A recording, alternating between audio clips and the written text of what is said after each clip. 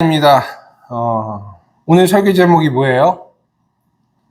아니요라고 답하는 어린이. 아니요라고 답하는 어린이. 예수님이 이 땅에 살던 시대에는 예수님만큼 유명한 사람이 있었어요. 그 사람의 이름은 요한이었는데 사람들은 이 요한이 세례를 베푼다고 해서 세례 요한이라고 불렀어요. 세례 요한은요, 특별하게 살았어요. 낙타 털 옷을 입고 메뚜기와 벌꿀을 먹으면서 살았어요.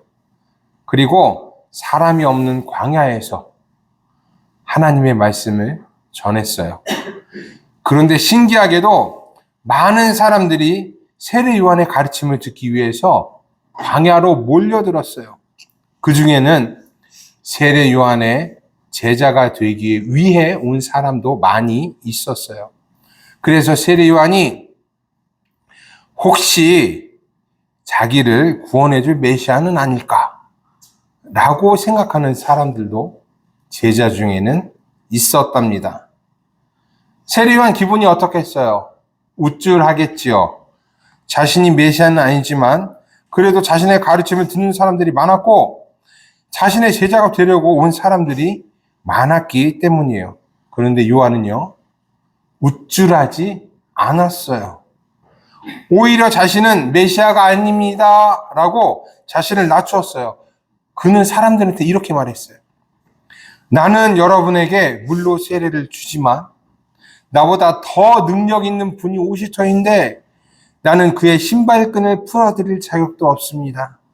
그는 여러분에게 성령과 불로 세례를 주실 것입니다.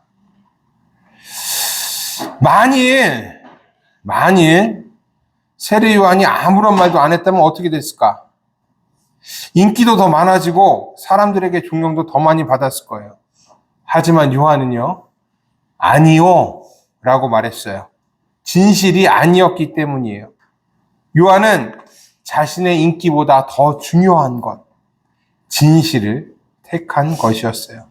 그리고 요한의 아니요는 이걸로 끝나지 않았어요. 당시에 요한이 살던 유다를 다스리던 왕이 있었어요. 왕의 이름은 헤롯이라는 왕이에요. 헤롯은 자기가 가지고 있는 힘으로 못된 일을 많이 했어요. 그 중에 가장 못된 일은 자기 동생의 아내를 뺏어와서 결혼한 일이에요. 이것은 하나님의 법에 어긋난 것이었어요. 그래서 요한은 이를 지적했어요. 왕의 잘못을 그냥 넘어가지 않았고 왕이 잘못했다라고 사람들에게 가르쳤어요. 왕의 일에 아니요 라고 말한 거예요. 여러분, 왕이 얼마나 큰 힘을 갖고 있는지 알죠? 왕에게 말 한마디 잘못해서 벌을 받는데 왕의 잘못을 지적했으니까 어떻게 되었겠어요? 세례 요한은 감옥에 갇히고 말았답니다. 그렇다면 세례 요한 자신이 감옥에 갇힐 줄 몰랐을까? 아니요. 알았어요. 하지만 왕이 한 일은 잘못한 일이었기 때문에 세례 요한을 그냥 넘어가지 않았던 거예요.